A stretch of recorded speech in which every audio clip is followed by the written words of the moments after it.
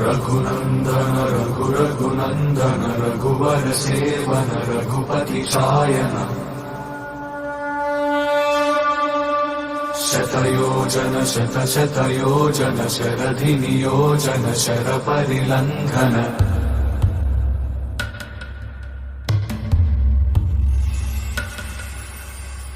रघुनन्दन रघुनन्दन रघुवर सेवन रघुपति चायन शतयोजन शतशतयोजन शरधि नियोजन शर परिलंघन हरिभाजन हरिभाजन हरिमद भाजन दशमुख कंपन